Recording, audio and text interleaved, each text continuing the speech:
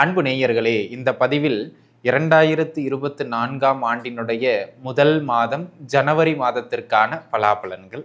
மீன ராசிக்காரர்களுக்கு 2024ஆம் ஆண்டினுடைய முதல் மாதமாகிய ஜனவரி மாதம் எந்த மாதிரியான பலாபலன்களை வழங்க இருக்கின்றது என்பதனை பற்றி பார்க்க இருக்கின்றோம். முதல் விஷயம், நல்ல வேலை வாய்ப்புகள் கிடைக்கும். உத்தியோக நிமித்தமாக நல்ல மேன்மைகளை பெறுகின்ற ஒரு அமைப்பு இந்த மாதத்துல உண்டு.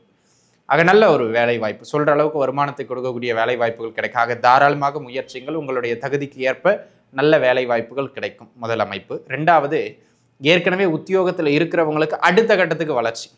அது ப்ரமோஷனாக இருக்கலாம், இன்க்ரிமெண்ட்டாக இருக்கலாம், இல்லை நினச்ச இடத்துக்கு ப்ரமோஷன் வித் டிரான்ஸ்ஃபரோடு இருக்கலாம், இல்லை உங்களுடைய தகுதி கூட்டப்பட்டிருக்கலாம், கூடுதல் பவர் வழங்கப்பட்டிருக்கலாம். அந்த மாதிரி ஏதேனும் ஒன்று உங்களுக்கு நல்ல ஒரு மேன்மையை ஏற்படுத்துவது மாதிரியான அமைப்புகளில் இந்த காலகட்டத்தில் அமையும். தொழில் அமைப்புகள்லையும் நல்ல முன்னேற்றம், போட்ட முதலீடுகளை தாண்டிய நல்ல வருமானங்களை பெறக்கூடிய ஒரு அற்புதமான அமைப்பு. அதுவும் இந்த மாதத்தின் கடைசி 15 நாள் வெரி கோல்டன் பீரியட் நண்பர்களே. நல்ல வருமானத்தை பெற்றுக் கொடுக்கின்ற அமைப்புகளில் மடமடன்னு ஓரளவுக்கு பொருளாதாரத்தை சேர்த்துருவீங்க. அந்த அளவுக்கு பொருட்சேர்க்கைக்கான நாள், சேமிப்புகளை அதிகப்படுத்துவதற்கான சில நாட்கள், குறிப்பாக கடைசி 15 நாட்கள் இந்த மாதத்தில் ஒரு நல்ல மேன்மையான அமைப்பு. அதே நேரத்தில் திருமண அமைப்புகள் கைகூடி வர்றது, வீட்டில் சுப நிகழ்வுகள் நடைபெறுவது, சுப நிகழ்ச்சிகளுக்கான சுபவிரயங்களை ஏற்படுத்துவதுன்னு இந்த மாதம் ஒரு நல்ல மேன்மை மிகுந்த மாதமாக அமையப்பெறுகின்றது. அது மட்டும் இல்லாமல் உடல் நல ரீதியாக இருந்து வந்த மிக கடுமையான தொந்தரவுகள், யாருக்கெல்லாம் ஹெல்த்தில் வெரி வெரி வெரி தொந்தரவுகள் அதிகமாக இருந்ததோ அவர்களுக்கெல்லாம் அந்த உடல் நல தொந்தரவுகள் எல்லாம் குறைந்த ஆரோக்கிய நிமித்தமாக ஓரளவு பரவாயில்லைங்கிற அளவுக்கு முன்னேற்றம் அடைஞ்சிருவீங்க. ஹெல்த் ரிகவர் ஆயிரும். கடன் அமைப்புகள் அப்படியே சிக்கி தவிச்சுக்கிட்டு இருக்கவங்க, வாரம் தண்டல் காசை கட்ட முடியலைங்க அப்படின்னு திணறிட்டு இருந்தவங்க கூட இந்த அளவுக்கு பரவாயில்லைங்கிற அளவுக்கு ஒரு முன்னேறி ஓரளவுக்கு கடன் சுமைகளை குறைச்சி விட்டுருவீங்க. அந்த அளவுக்கு ஒரு மேன்மை மிகுந்த மாதமாக இந்த மாதம் அமைகின்றது அப்படிங்கிறதுல நீங்க கவனத்தில் இருந்துக்கிடணும். அந்த வகையில் அன்பு நண்பர்களே, இந்த காலகட்டம் ஒரு நல்ல ஏற்றத்தை ஏற்படுத்தி கொடுக்கின்ற ஏற்றம் மிகுந்த நல்ல காலகட்டமாக அமையும் அப்படிங்கிறதுல எந்த விதமான மாற்று கருத்தும் கிடையாது.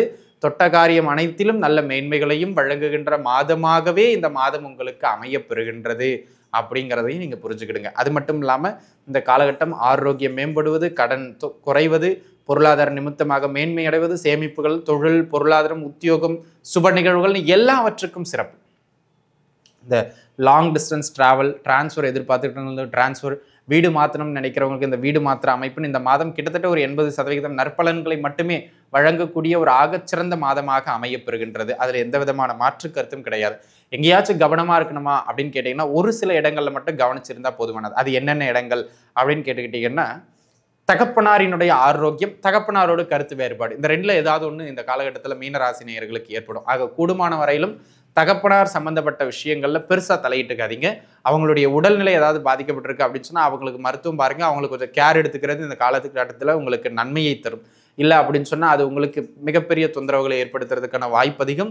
ஆக தகப்பனார் விஷயங்கள்ல கொஞ்சம் கவனிச்சிருந்துக்கிறது நல்லது, முதல் விஷயம். ரெண்டாவது, ஏதாவது நேற்று கடன்கள் விட்டு போயிருக்கு, தெய்வத்துக்கு வேண்டிக்கிட்டு அதை செய்யாம விட்டுட்டு இருக்கீங்கன்னா அதெல்லாம் இந்த காலகட்டத்தில் செஞ்சு முடிச்சிருங்க. இல்லைன்னா ஏதாவது சுபகாரியங்கள் ஏற்படும் போது தடை தாமதம் அதன் பிறகு செயல், தடை தாமதம் அதன் பிறகு வெற்றி அடைகிறது அப்படின்னு தடைகளுக்கு பிறகே வெற்றிகளை கொடுக்கின்ற அமைப்பாக அதை மாற்றி விட்டுரும். ஆக அந்த தடைகள் எல்லாம் விலகி வெற்றிகள் நன்முறையில் அமையணும் அப்படின்னு சொன்னா எந்த விதமான அமைப்பும் இன்றி அதை அப்படியே அழகாக ஃப்ளோவாக போகணும்னு சொன்னா முன்கூட்டியே நம்ம அந்த தடைகளை விளக்குற மாதிரி நேற்று கடன்களை முடிச்சு விட்டுறணும். சரிங்களா?